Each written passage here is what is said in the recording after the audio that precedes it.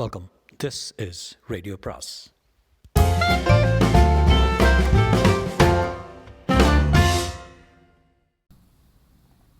அனைவருக்கும் அன்பு வணக்கம். சுஜாதாவின் ஒருத்தி நினைக்கையிலே பாகம் 20. காலி பண்ணிட்டு போயிட்டாங்க என்றாள் நர்மதா. பட்சி பறந்து போச்சு, அவங்களுக்கு செய்தி வந்து போயிடுச்சு போல. முதல்ல தப்பிச்சுட்டு போனானே அவன் தான் செய்தி சொல்லியிருக்கணும். துப்புரவாக காலி பண்ணிட்டு போயிட்டாங்க. இப்போது என்ன செய்யறது என்றாள் நர்மதா. வலது கையை ஆள் காட்டி வரல எடுத்துங்க.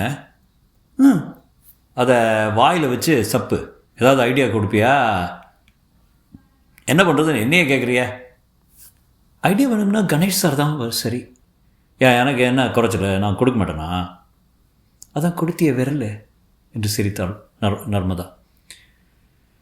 யோ, இந்த ஆள் பாணி எங்கே போயிருப்பான்னு ஏதாவது தெரியுமாயா? தெரியாதுங்க. இதான் அவர் அறை, இது ஒரு மாஜி ரூம். இப்போ அப்போ நாங்கள் போகலாங்களா? எங்கேயே போயிடுவேன் நீங்கள்? இன்னும் கொஞ்சம் பாக்கி இருக்குல்ல கேள்விங்க. எல்லாம் ஆயிடுச்சிங்களே. இதை பாரு, அந்த பொண்ணு அகப்படுற வரைக்கும் உனக்கு எங்கள் கிட்டேருந்து விடுதலை கிடையாது. என்ன ஏதாவது முரண்டு பண்ண டாக்ஸிக்காரரு டடா ஹேண்டில் பார்க்குறிய? நீங்கள் எடுத்துகிட்டு வாங்க டாக்ஸிக்காரரே என்றாள் நர்மதா. வேணாங்க, உங்கள் கூட வர்றேங்க. இல்லை நர்மதா, இவங்கள போலீஸ் ஸ்டேஷன் ட்ராப் பண்ணிட்டு நான் பாட்டுக்கு போய்க்கினே இருக்கணும். வேண்டாங்க, உங்கள் கூடவே இருக்குங்க. பேசாமல் வா, பின்ன போகலாம். கணேஷ்கிட்ட விஷயத்த சொல்ல இவங்ககிட்ட இன்னும் ஏதாவது கக்க வைக்க வேணும்னு கேட்டு வச்சுக்கலாம். திரும்ப அவ்விருவரையும் டாக்ஸியில் அழைத்து கொண்டு கணேஷின் இருப்பிடத்திற்கு நோக்கி சென்றார்கள். இருட்டு வர வர எனக்கு திக்குங்குது. எப்போ இவங்க வியாபாரத்தை ஆரம்பிப்பாங்க தெரியல. 9 மணிக்கு தான் இருக்குன்னு வயிற்றில் நெருப்பை கட்டிக்கிட்டு காத்திருக்கேன். அந்த பொண்ணு கிரிஜை ஷோக்கா ட்ரெஸ் எல்லாம் பண்ணிக்கிட்டு டக்குன்னு நடந்து போயிட்டா. எதிர்த்தாப்புல ஒரு வீட்டில் இருந்து ஹார்மோனிய சத்தமும் பாட்டு சத்தமும் கேட்க ஆரம்பிச்சிச்சு. அப்பப்போ சலங்கை கொடுங்கிறதும் வா வா வா அப்படின்னு சத்தமும் ஆம்பளை குரலும் கேட்குது. கீழே ஒருத்தன் பாடிக்கிட்டே மல்லிகைப்பூ மாலை போட்டுக்கிட்டு சம்பாபாயின்னு யாரையோ தெருவில் இருந்து கூப்பிட்டுருக்கான். ஹிந்தி சினிமாவில் தான் இந்த மாதிரி காட்சிகள்லாம் பார்த்துருக்கேன். நிஜமாகவே இருக்குதான்னு ஆச்சரியமாக தான் இருந்துச்சு.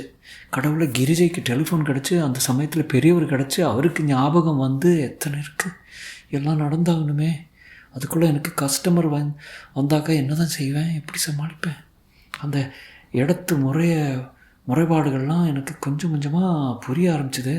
எல்லோரும் எப்பவும் பிஸியாக இருக்கிறதில்ல, எங்கேயும் போட்டி அதிகம்னு தெரிஞ்சுது. திருன்னு முடிச்சுக்கிட்டு வரப்போகிறவங்க அதிகம் இல்லை தான், பெண்ணுங்க தான் ஜாஸ்தியாக இருக்கிறாப்புல பட்டுது. அதுவும் இன்றைக்கி விரத நாளாமே, அது அதிகமாக பிஸ்னஸ் இருக்காதான். விரத்து அப்படின்னு அவங்க ஹிந்தியில் பேசிக்கிறதுலேருந்தே ஊகிச்சுக்கிட்டேன். அதனால் ஒரு ஆள் மாடி ஏறி வந்தாக்கா 9 பேர் சூழ்ந்துக்கிட்டாங்க. இதில் இவங்களுக்கு ஏதாவது கமிஷன் உண்டு போல். வந்தவன் அவன் முன்னால் நிற்கிறவங்கள ஒரு மாதிரியை பார்த்து ஒருத்தியை தேர்ந்தெடுக்கிறான். அவளை அழைச்சிக்கிட்டு கட்டடத்தின் பின்பக்கத்தில் கட்டி விட்டுருக்கிற ரூமுக்கு போயிடுறாங்க. அதனால் எனக்கு சமாளிக்கிறது சுலபமாக தான் இருந்தது. அந்த பக்கமே போனால் தானே வம்பு. ஜன்னல் வழியாக கம்பியை பிடிச்சிக்கிட்டே பார்த்துக்கிட்டு இருந்தேன். ஒரே ஒரு முறை ஒருத்தன் மட்டும் இன்னொரு பெண்ணை கூட்டிக்கிட்டு போகிறப்ப ஜன்னல் வழியாக என்னை பார்த்து என் ஐயில் அடிக்கியா கியா நான் அவனை ஒன்றரை கண் பார்த்து வாயை கிழிச்சு காட்டினேன். பயந்துட்டான். அவசரமாக முந்தி தேர்ந்தெடுத்தவ கூடவே போயிட்டான். அதுக்கப்புறம் தொந்தரவு எதுவும் இல்லை. வராங்க போகிறாங்க. ரயில்வே ஸ்டேஷன் பிளாட்ஃபார்ம் மாதிரி தான் இருக்குது. ஒருத்தி மட்டும் 3 தடவை உள்ளே போயிட்டு வந்துட்டா. எல்லோரும் அவளை தான் அடிக்கடி தேர்ந்தெடுத்துக்கிட்டு இருந்தாங்க. கொஞ்சம் வயசான ஒருத்திக்கு பாவம் யாரும் வரல. அழறாப்பில் மூஞ்சியை வச்சுக்கிட்டு இருந்தா. என்னை பார்த்து ஏதோ ஹிந்தியில் கேட்டா. நான் சிரித்தேன். என் ரூமில் எனக்கு பேச்சு துணைக்கியாக வந்து உட்காந்துக்குனா அவள் பேச்சு தான் புரியல. இருந்தாலும் அவள் அங்கலாய்ப்பு எனக்கு புரிஞ்சுது. சின்ன குட்டிங்கள்லாம் வந்துட்டாங்க. என் பொழப்பில் மண்ணை போட. இவங்கள்லாம் ஸ்கூலில் போய் படிக்கக்கூடாத, இங்கே ஏன் போட்டிக்கு வராங்க? அவளை பார்த்தா பாவமாக தான் இருந்துச்சு. முகம் பூரா உழுத மாதிரி கோடுகள்லாம் அதிக கஷ்டப்பட்டு பவுடராலையும்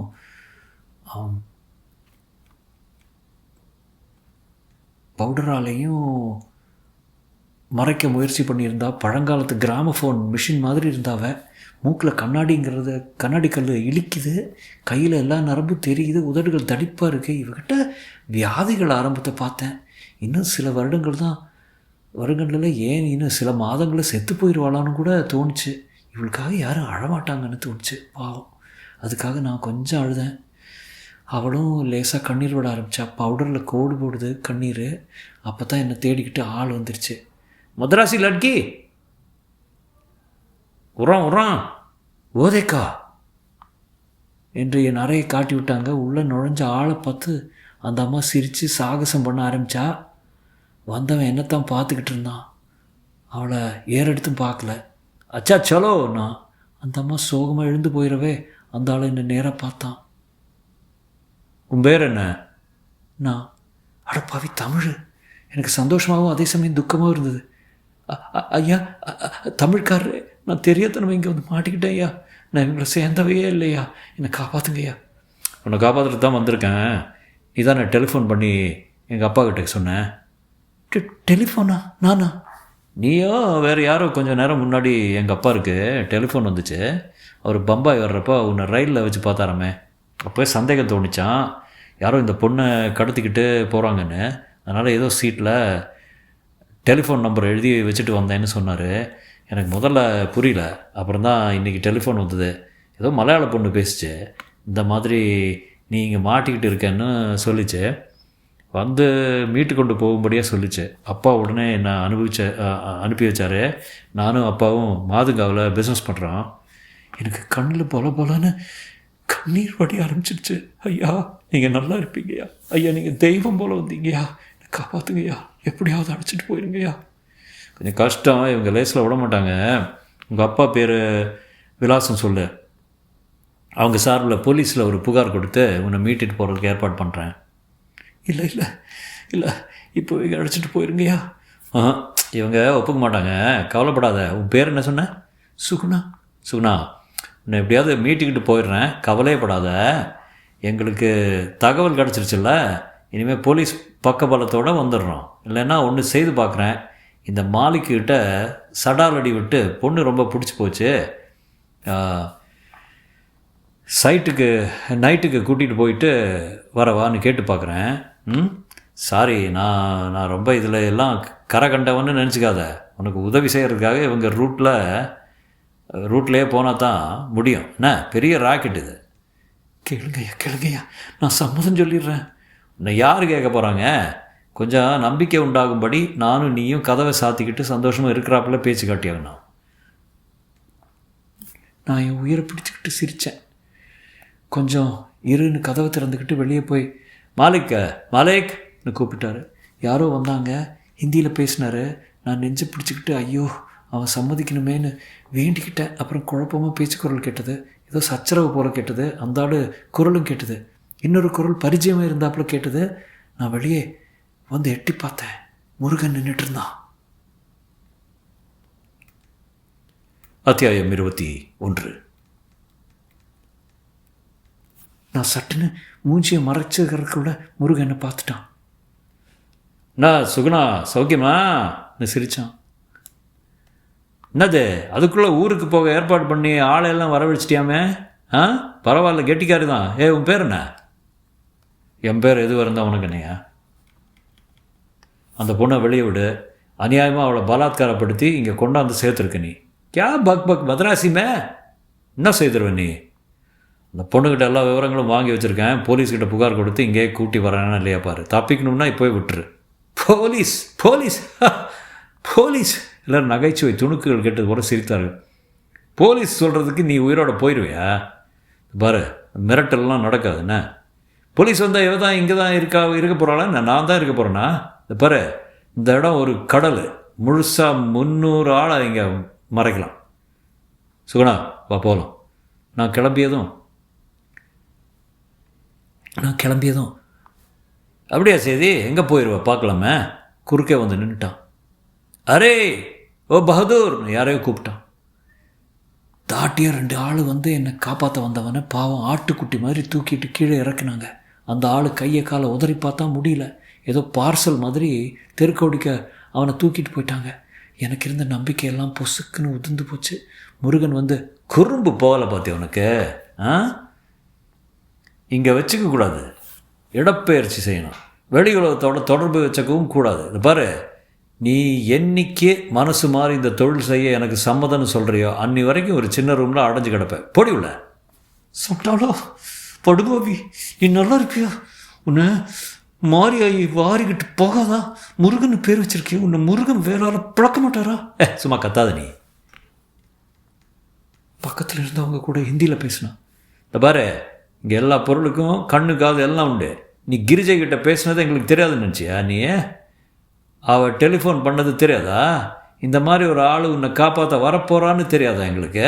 இந்த பாரு, இந்த இடத்துல இருந்து தப்பிக்கிறது அதனை சுலபம் இல்லை.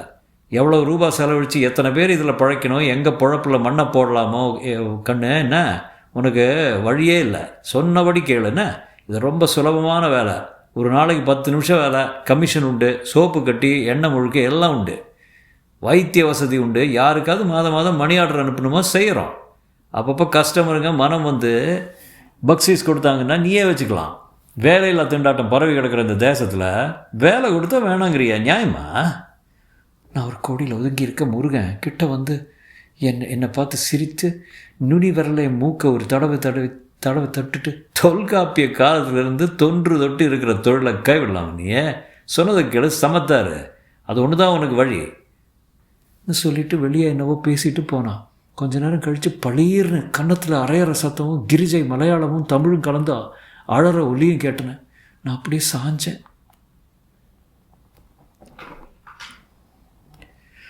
நல்லா சாஞ்சிட்டு இருக்காரு. தங்கச்சி எங்கே இருக்கான்னு கவலைப்படாத என்றான் வசந்த் மாணிக்கத்தை பார்த்து. கணேஷ், அந்த இடத்துல வேற ஒரு துப்பு கிடைக்கல வசந்த். இல்லை பாஸ், கணேஷ் யோசித்தார். ஏயா, பம்பாயின்னு சரியாக தெரியுமா அவருக்கு? பம்பாய் தாங்க என்றான் மீசைக்காரன். பம்பாயில் இருக்க? அதெல்லாம் தெரியாதுங்க. நீ அவங்க கூட எப்போது பம்பாய்க்கு போயிருக்கியா? இல்லைங்க. போய் சொல்கிறியா படவரஸ்கர்? அடிக்காதீங்க. நர்மதா, வசந்த் வாங்க பம்பாய்க்கு போய் தேடலாம். சரியாக போச்சு. பம்பாய் என்ன கொண்டி தோப்பு தெருவா? கணேஷ் யோசித்தார். வசந்த், போலீஸில் ரிப்போர்ட் கொடுக்கறது நல்லது. வேண்டாங்க, போலீஸ் வேண்டாங்க. யோ, உன்னை சுதந்திரமாக காத்தாட விட போகிறோன்னு எப்போயா சொன்னாங்க? ஐயோ, அடிப்பாங்க. என்னது, முன்ன பின்ன அடி வாங்கி பழக்கம் இல்லையா அவனுக்கு? ரொம்ப அடிப்பாங்கங்க. அதெல்லாம் மறத்து போயிடும், பயப்படாத. வேண்டாங்க. அப்போ சொல்லு, பம்பாயில் எங்கே அழைச்சிக்கிட்டு போயிருப்பாங்க, அதையாவது சொல்லு. அவன் முகத்தில் உண்மையான கலவரத்துடன், சொல்ல தெரியலைங்க, எங்களுக்கு அவ்வளோ தூரம் பிஸ்னஸ் தெரியாதுங்களா. பம்பாய்க்கு அழைச்சிட்டு போனாங்க, அது மட்டும் தெரியும் ஐயா. இங்கேயே வச்சுருங்க, இங்கேயே சாத்துங்க, போலீஸ் வேண்டாங்க. பயப்படாத, நல்ல போலீஸ்காரங்களை பார்த்து பிடிச்சி கொடுக்குறேன்.